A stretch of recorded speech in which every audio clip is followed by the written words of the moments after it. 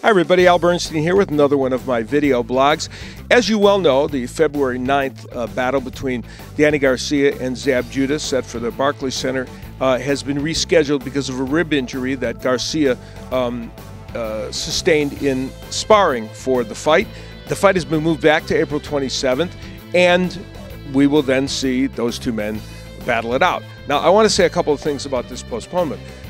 Number one, for the people that think there's some kind of conspiracy that Danny Garcia wasn't really hurt, that he just needed to push this fight back, I don't believe that's true, and he's certainly not avoiding this fight.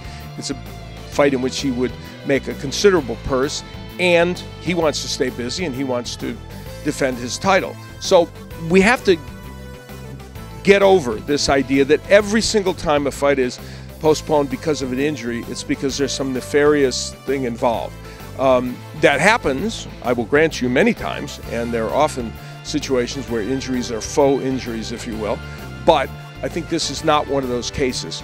And let me say that when that fight happens and Garcia and Judah fight, the WBC has now mandated that the winner should take on Lucas Matthysse.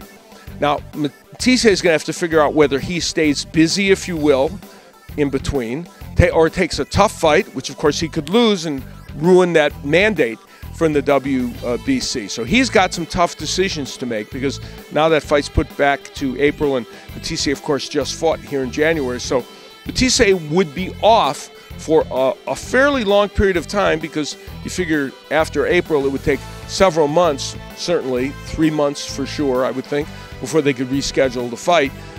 So we're talking about July or something in that area. So Matthysse may have to fight again, and maybe he's got to roll the dice, or maybe he just takes some fight that he feels, you hate to use the word tune-up, because any tune-up these days in boxing could become an upset. In any case, it's part of the continuing saga of the 140-pound division, which is such a good one in boxing. But I, for one, am anxious to see how well Garcia handles Zab Judah. Judah clearly at 35, not the fighter he was before, but stylistically he is a boxer.